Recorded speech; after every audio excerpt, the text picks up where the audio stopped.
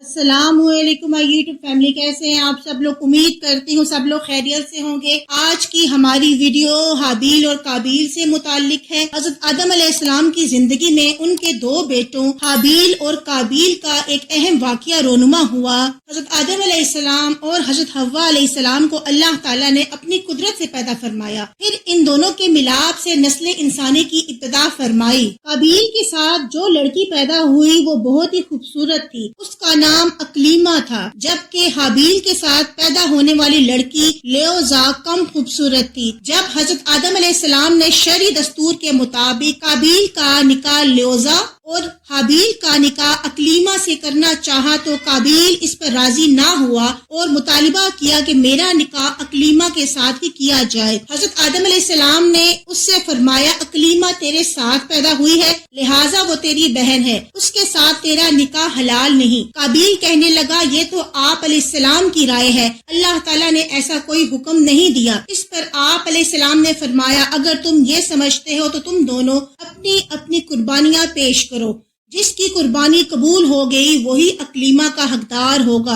اس زمانے میں قربانی قبول ہونے کی علامت یہ ہوتی تھی کہ آسمان سے ایک آگ اتر کر اسے کھا جاتی تھی۔ قابیل کھیتی باڑی کا کام کرتا تھا اور حابیل بکریاں چراتے تھے۔ قابیل ہلکی قسم کی گندم کا ایک ڈھیر قربانی کے طور پر لے کر آیا، جبکہ حابیل نے رضائے الہی کے لیے ایک عمدہ قسم کی بکری قربانی کے لیے پیش کی۔ پھر گندم اور بکری کو پہاڑ پر رکھ دیا گیا۔ اس کے بعد حضرت آدم علیہ السلام نے دعا فرمائی تو آسمان سے آگ نازل ہوئی اور اس نے حابیل کی قربانی کو لے لیا اور قابیل کی گندم کو چھوڑ دیا۔ یوں حابیل کی قربانی قبول ہو گئی اور یہی اکلیما کے حقدار قرار پائے۔ حابیل کی قربانی قبول ہونے پر قابیل کے دل میں بغض و حسد پیدا ہوا، اور جب حضرت آدم علیہ السلام حج کے لیے مکہ مکرمہ تشریف لے گئے تو قابیل نے حابیل سے کہا، میں تجھے قتل کر دوں گا۔ حابیل نے کہا، کیوں؟ قابیل نے کہا، اس لیے کہ تیری قربانی مقبول ہوئی اور میری قربانی قبول نہ ہوئی، اور اس طرح تو اکلیما کا مستحق ٹھہرا، لیکن اس میں میری ذلت و رسوائی ہے۔ حابیل نے جواب دیا کہ اللہ تعالیٰ صرف ڈرنے والوں کی قربانی قبول فرماتا ہے۔ حابیل کے اس قول کا یہ مطلب تھا کہ قربانی کو قبول کرنا اللہ تعالیٰ کا کام ہے اور وہ متقی لوگوں کی قربانی قبول فرماتا ہے۔ تو متقی ہوتا تو تیری قربانی اللہ قبول کر لیتا۔ اب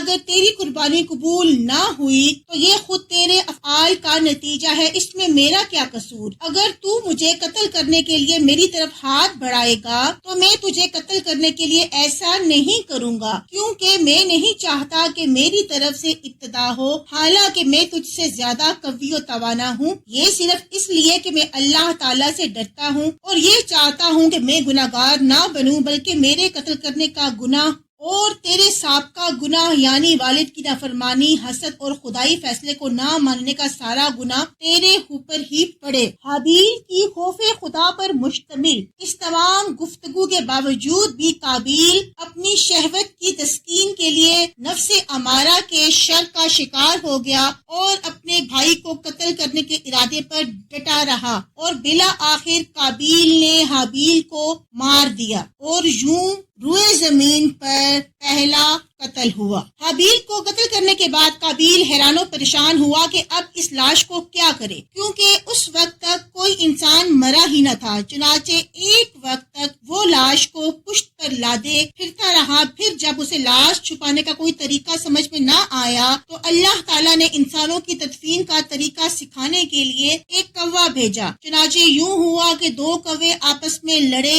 ان میں سے ایک نے دوسرے کو مار ڈالا، پھر زندہ کوے نے اپنی چونچ اور پنجوں سے زمین کرید کر گھڑا کھودا اور اس میں مرے ہوئے کوے کو ڈال کر مٹی سے دبا دیا۔ کوے کا واقعہ دیکھ کر قابیل کو شرم آئی کہ مجھے اس کوے جتنی بھی سمجھ نہ آئی کہ اپنے بھائی کی لاش چھپا لیتا۔ پھر قابیل نے بھی زمین کھود کر حابیل کی لاش کو دفن کر دیا۔ حابیل کو قتل کرنے کے بعد قابیل کا بہت برا حال ہوا۔ چنانچہ امام مجاہد رحمۃ اللہ علیہ سے مروی ہے کہ جب قابیل نے اپنے بھائی کو قتل کر دیا تو اسی دن سے اللہ تعالیٰ نے اس کا ایک پاؤں پنڈلی سمیت اس کی ران کے ساتھ ملا دیا، اور یہ تا قیامت यूं ही मिला रहेगा। उसका चेहरा सूरज की तरफ कर दिया कि जिस तरफ सूरज घूमता उसी तरफ उसका चेहरा घूम जाता। एक और रिवायत में हजरत अब्दुल रहमान फरमाते हैं कि जब काबील ने हाबील को कत्ल कर दिया तो अल्लाह ताला ने उसकी अकल जाइल और दिल में समझने की सलाहियत खत्म कर दी। ये इसी तरह रहा यहाँ तक कि उसका वक्त मर्ग आ गया। काबील का आखिरी अजाब भी बहुत सख्त होगा। हजरत अब्दुल्ला फरमाते हैं कि रसूल अकरम सल्लल्लाहु अलैहि वसल्लम ने इरशाद फरमाया,